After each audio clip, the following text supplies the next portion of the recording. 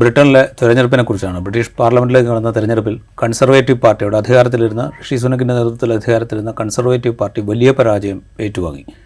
Labour party കീർ സ്റ്റാമറുടെ നേതൃത്വത്തിൽ അധികാരത്തിലേക്ക് വരികയാണ്. അദ്ദേഹം പ്രധാനമന്ത്രി പദം ഏറ്റെടുത്തു കഴിഞ്ഞിരിക്കുന്നു. 412 സീറ്റ്, 650 അംഗ പാർലമെൻറ്റിൽ 412 സീറ്റാണ് ഇതിനകം ലേബർ പാർട്ടി നേടിയത്. 2-3 സീറ്റുകൾ കൂടി അവർ ജയിച്ചേക്കാം. കുറച്ച് സീറ്റുകളുടെ ഫലം കൂടി വരാനുണ്ട്. കൺസർവേറ്റീവ് പാർട്ടിക്ക് 121 സീറ്റിലേക്ക് ഒതുങ്ങേണ്ടി വന്നു. യൂറോപ്പിൽ മറ്റ് 2024 തെരഞ്ഞെടുപ്പുകളുടെ വർഷമാണ്. 2020 നമ്മുടെ രാജ്യത്ത് തെരഞ്ഞെടുപ്പ് കഴിഞ്ഞ് ഭരണപക്ഷത്തിന് ശക്തമായ താക്കീത് നൽകുന്ന ഒരു തെരഞ്ഞെടുപ്പ് വിധി നമ്മളുടെ രാജ്യത്തുണ്ടായി. ബ്രിട്ടനിൽ ഭരണപക്ഷത്തെ മാറ്റിക്കൊണ്ടാണ് ജനം വിധി എഴുതിയത്. ഇറാനിൽ തെരഞ്ഞെടുപ്പ് നടന്നുകൊണ്ടിരിക്കുന്നു. ഫ്രാൻസിൽ തെരഞ്ഞെടുപ്പ് നടക്കുന്നു. ഇനി അമേരിക്കൻ പ്രസിഡന്റ് തെരഞ്ഞെടുപ്പ് ഈ വർഷം നടക്കാനുണ്ട്. യൂറോപ്പിൽ തീവ്ര വലതുപക്ഷ പാർട്ടികൾക്ക് പ്രാമുഖ്യം ലഭിച്ചുകൊണ്ടിരിക്കുന്ന ഒരു കാലത്ത് ബ്രിട്ടനിൽ ഇടതുപക്ഷത്തോ അല്ലെങ്കിൽ മധ്യപക്ഷത്തോ നിൽക്കുന്ന ഒരു പാർട്ടി അധികാരത്തിലേക്ക് വരികയാണ്. അതും നീണ്ട 14 വർഷത്തിന് ശേഷം 2009 കൺസർവേറ്റീവ് പാർട്ടി അവിടെ അധികാരം പിടിച്ചതാണ്. ഡേവിഡ് കാമറൂൺ ആയിരുന്നു അന്ന് പ്രധാനമന്ത്രി. അത് കഴിഞ്ഞ് ബോറിസ് ജോൺസൺ, തെരേസ മേ, പിന്നെ ഏറ്റവും അവസാനം ഋഷി സുനക് വലിയ വിമർശനങ്ങൾ കൺസർവേറ്റീവ് പാർട്ടിക്കുള്ളിൽ നിന്ന് തന്നെ ഉണ്ടായതിനെ തുടർന്നാണ് നേരത്തെ പാർലമെൻറ്റ് പിരിച്ചുവിട്ട് തെരഞ്ഞെടുപ്പ് നടത്താൻ ഋഷി സുനക് തീരുമാനിക്കുന്നത്. രാജ്യത്തിൻ്റെ സാമ്പത്തിക പ്രതിസന്ധി വലിയ തോതിൽ വിഷമതകൾ സൃഷ്ടിച്ച ഒരു അവസരത്തിലായിരുന്നു ഋഷി സുനക് പ്രധാനമന്ത്രിയാവുന്നത്.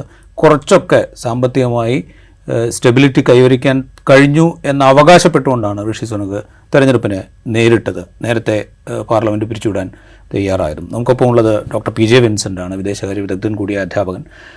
ഈ UK പാർലമെൻറ്റിൻ്റെ തിരഞ്ഞെടുപ്പ് കഴിയുമ്പോൾ ഈ കൺസർവേറ്റീവ് പാർട്ടി അവരുടെ ഒരു ചരിത്രത്തിലെ വലിയ പരാജയങ്ങളിലൊന്ന് ഏറ്റുവാങ്ങുകയാണ്. പല വിഷയങ്ങൾ, തൊഴിലില്ലായ്മ, അതുപോലെ ആരോഗ്യമേഖല നേരിടുന്ന പ്രതിസന്ധികൾ, പിന്നെ വിലക്കയറ്റം, അങ്ങനെ പല പ്രശ്നങ്ങളുണ്ടായിരുന്നു. അതായത് നമ്മളിവിടെ എന്തൊക്കെ പ്രശ്നങ്ങളാണോ ഇന്ത്യൻ പാർലമെൻറ്റ് തെരഞ്ഞെടുപ്പിൽ ഡിസ്കസ് ചെയ്തത്, ഏതാണ്ട് അതൊക്കെ തന്നെ ബ്രിട്ടനിലും ഉണ്ടായിരുന്നു. ഈ വിജയത്തെ, ലേബർ പാർട്ടി നേടിയ ഒരു വിജയത്തെ എങ്ങനെയാണ് കാണുന്നത്? അതുപോലെ കൺസർവേറ്റീവ് പാർട്ടി ഇത്രയും വലിയൊരു പരാജയത്തിലേക്ക് പോയതിൻ്റെ സാഹചര്യം എങ്ങനെയാണ്? ഒരർത്ഥത്തിൽ ഇത് വളരെ ശ്ലാഘനീയമായൊരു വിജയമാണ്. കാരണം ഒരു യൂറോപ്പിൽ താങ്കൾ സൂചിപ്പിച്ചതുപോലെ വളർന്നു വന്നുകൊണ്ടിരിക്കുന്ന, ശക്തിപ്പെട്ടുകൊണ്ടിരിക്കുന്ന ഒരു തീവ്ര വലതുപക്ഷ മുന്നേറ്റത്തിന് വ്യത്യസ്തമായൊരു റിസൾട്ട് ബ്രിട്ടനിൽ നിന്ന് കിട്ടി എന്നുള്ളതാണ്. പക്ഷേ അതിലും ഈ കഴിഞ്ഞ തെരഞ്ഞെടുപ്പിൽ കേരളത്തിൻ്റെ റിസൾട്ട് നോക്കുന്നത് പോലെയുള്ള ഒരു കാര്യമാണിതിൽ. കേരളത്തിൽ 19 സീറ്റും BJP വിരുദ്ധർ നേടി എന്ന് പറയാം. എന്ന് വെച്ചാൽ മതേതരത്വത്തിന് വേണ്ടിയിട്ടാണ് ആ വോട്ട് വന്നത്. പക്ഷേ എങ്കിലും കേരളത്തിൽ തീവ്ര വലതുപക്ഷത്തിൻ്റെ വോട്ട് ഷെയറിലുണ്ടായിട്ടുള്ള വൻ വർധന യഥാർത്ഥത്തിൽ ആശങ്കാകരമായിരുന്നു.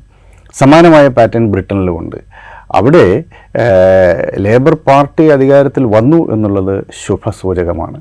എന്നാൽ 14% വോട്ട് അവിടുത്തെ റിഫോം UK പാർട്ടി, അത് തീവ്ര വലതുപക്ഷ പാർട്ടിയാണ്, അവർ നേടിയിരിക്കുന്നു എന്നത് ചെറിയ കാര്യമല്ല.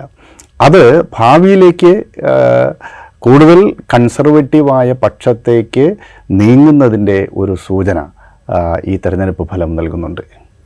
ഇത് പറയുമ്പോഴേ ഇപ്പോൾ റിഫോം UKയെക്കുറിച്ച്, ആ പാർട്ടിയെക്കുറിച്ച് പറഞ്ഞതുകൊണ്ട് 14% വോട്ടുണ്ട്. പക്ഷേ 4 സീറ്റിലേ അവർ ജയിച്ചിട്ടുള്ളൂ. പക്ഷേ 14% വോട്ട് അവർക്കുണ്ട്. കൺസർവേറ്റീവ് പാർട്ടിക്കുള്ളത് 24% വോട്ടാണ്. ഈ 412 സീറ്റ് നേടിയ ലേബർ പാർട്ടിക്കുള്ളത് ഏതാണ്ട് 36% വോട്ട് മാത്രമാണ്. അപ്പോൾ ഈ റിഫോം UKയുടെ വിജയം അത് ഈ കൺസർവേറ്റീവ് പാർട്ടിയെ കൂടുതൽ ഇനിയങ്ങോട്ടും ക്ഷീണിപ്പിക്കും എന്നാണോ തോന്നുന്നത്? തീർച്ചയായിട്ടും അതെ.